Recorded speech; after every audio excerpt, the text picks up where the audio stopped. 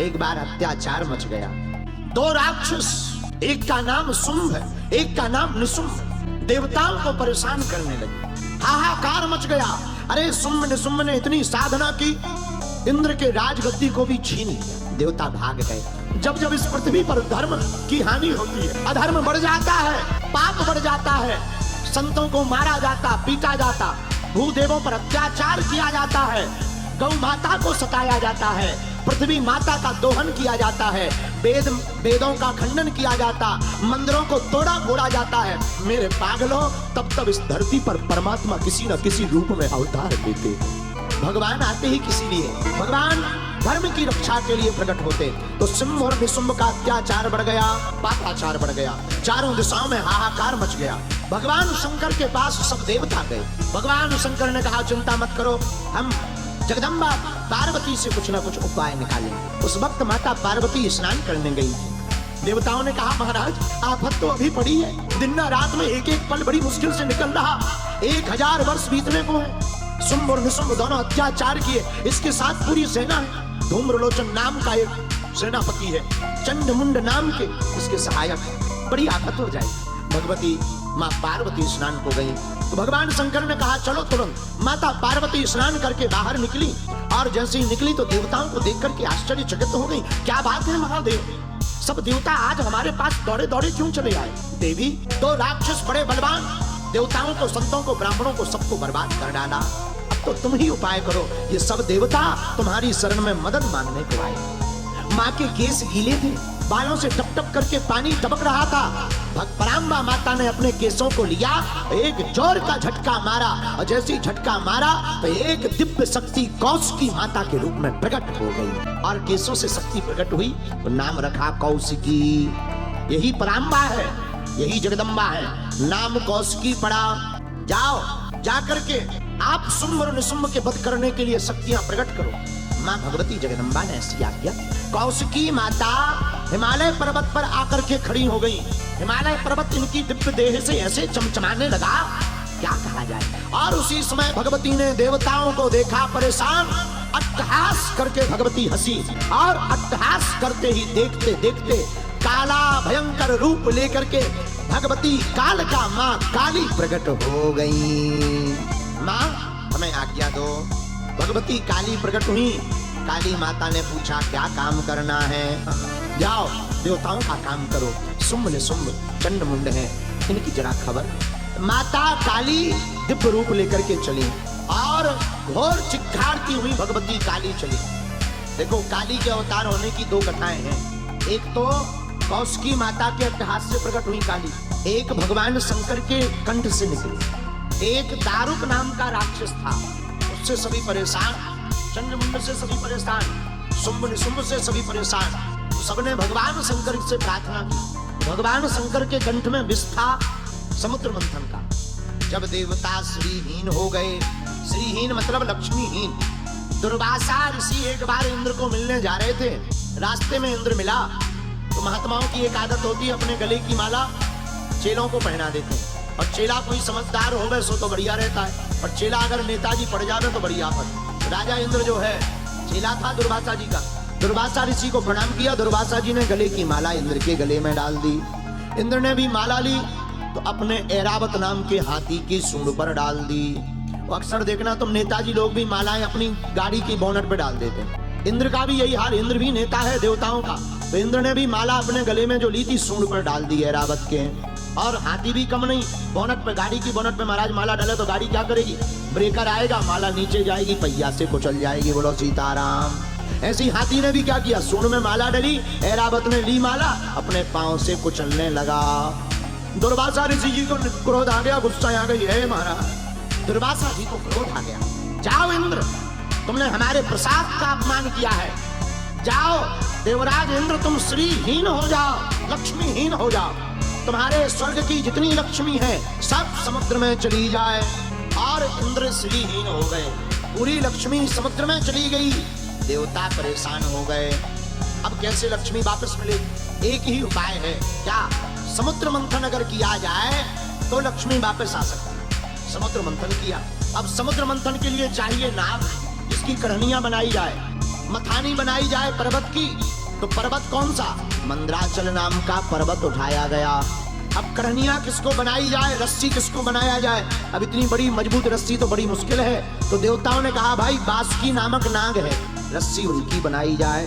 तो कढ़निया मिल गई, मथानी मिल गई, समुद्र हो गया जो है मटकी।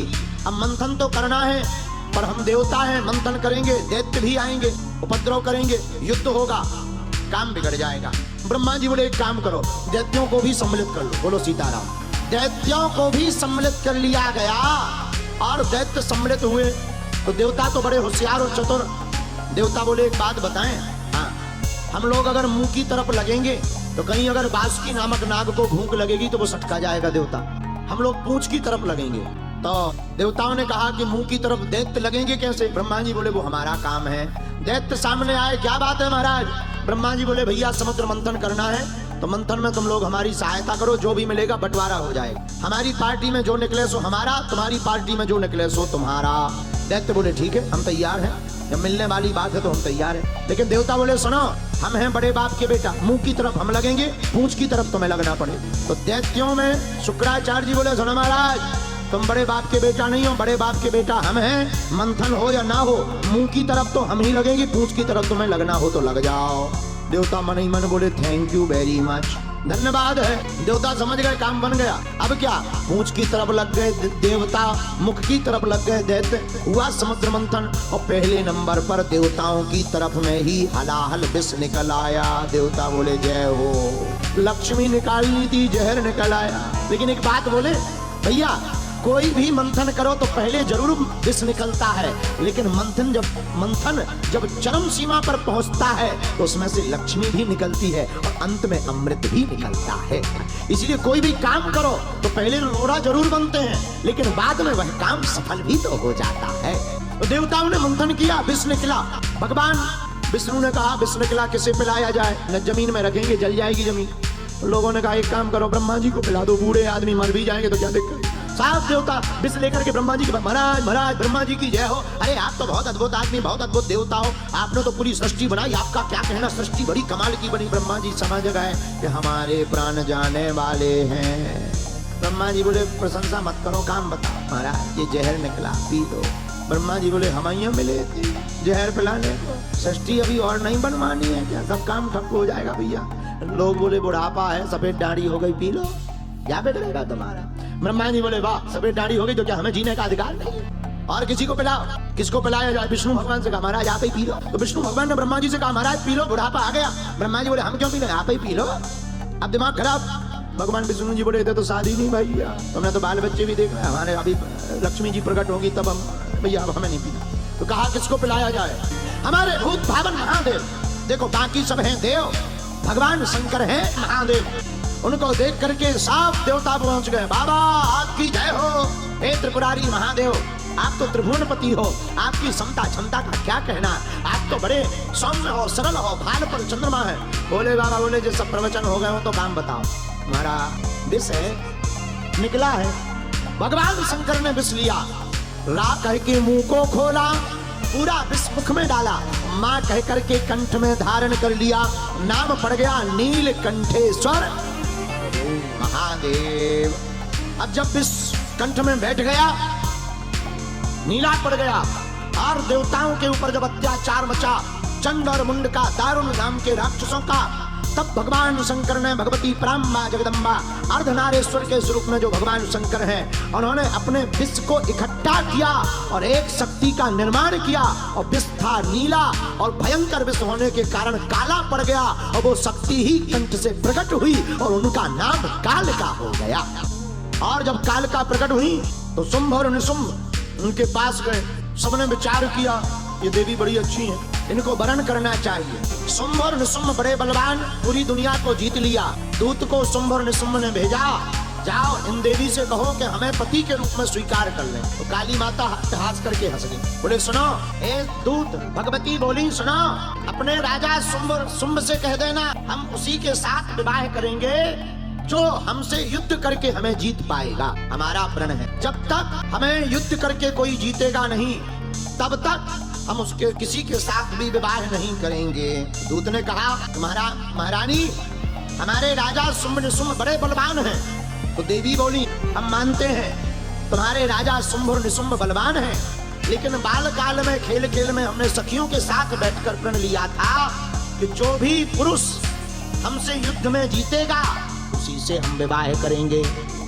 जो बलवान हो, योगी हो, तेज हो, धैर्यवान हो, जिसको कोई जीत ना सके, ऐसे बलवान पुरुष से हम युद्ध करेंगे, वो हमें भी जीत लेगा, तभी विवाह करेंगे।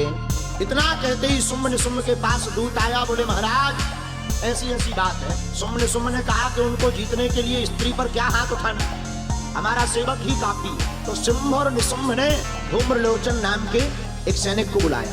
या इधर आओ, जाओ और जाकर के उस देवी के बाल पकड़कर खींचकर हमारे पास ले आओ। और सुनो, मारना नहीं है, उसे हमें अपनी धर्म पत्नी बनाना है। हमने इंद्र का राज सिंहासन छीन लिया, देवताओं को हरा दिया, उस स्त्री को हराना कोई बड़ी बात नहीं, पर तुम हमारी तरफ से जाओ और जाकर के उसके बाल पकड़ करके खींच करके लाओ। धूम्रलोचन गया, हे देवी आप हमारे साथ चलो, हमारे महाराज बड़े बलवान हैं, उनके साथ विवाह करो। तो माता को क्रोध आ गया, जगदम्बा को, और माता ने मारा नहीं धूम्रलोचन को, अपने दोनों बाहें की मुट्ठी ऐसी बांधकर मां ने एक चोर की ललकार लगाई और हुंकार भरते ही धूम्रलोचन का गोविंदाय नमो नमः हो गया। धूम्रलोचन मर गया। शुंभ और निशुंभ को पता लगा तो बड़ा भयभीत हो गया, लेकिन उसने विचार किया फिर भी हमें जाना नहीं चाहिए। फिर क्या करें, धूम्रलोचन मर गया फिर भी नहीं हम जाएंगे। क्यों? अरे अबला नारी पर क्या हाथ उठाना, अभी हमारे पास बलवान बलवान पहलवान है, हमारे पास अभी चंड और मुंड है। चंड मुंड को भेजा, और जैसे ही चंड मुंड को भेजा, भगवती काली के सामने चंड और मुंड दोनों खड़े हो गए, मुस्कुराने लगे। मां काली देख करके मुस्कुराई। ये साधारण देवी नहीं है काली, ये भगवान शंकर का तेज है। ये भगवान शंकर के कंठ से प्रकट भई विश्व के द्वारा भगवती है। ये भगवती पराम्बा माता पार्वती के केशों से कौशिकी, और कौशिकी की शक्ति मां काली है। ये साधारण नहीं है, बहुत तेज देवी है काली। और चंड और मुंड मां काली के सामने खड़े हो गए। भगवती ने देखा, कौन हो तुम? इन्होंने हाथ जोड़कर कहा, देवी हमारा नाम चंड है, इनका नाम मुंड है, या तो आप चलो नहीं तो हमें हाथ उठाने पड़ेंगे। आप स्त्री हो, हम छोड़ गए। भगवती काली को गुस्सा आ गया, बोले हमने तुम्हारे राजा को बुलाया और बार बार ये सैनिकों को भेज करके हमारा उपहास कर रहा, या तो अब राजा आए वरना मैं आकर के समूल अमरावती पूरी नगरी को जला दूंगी और शुंभ और निशुंभ को मार डालूंगी। भगवती काली ने चंड और मुंड के दोनों के सिर पकड़ करके अट्टहास करके काट डाला और दोनों के सिर लेकर के पराम्बा के चरणों में डाल दिया। पराम्बा बहुत खुश हुई और कहा कि जो भी नवरात्रि में अथवा किसी भी संकट के समय भगवती भद्रकाली का ध्यान करेगा, वो कैसी भी विपत्ति में पड़ जाए, मां भद्रकाली उसका आकर के रक्षा करेंगी।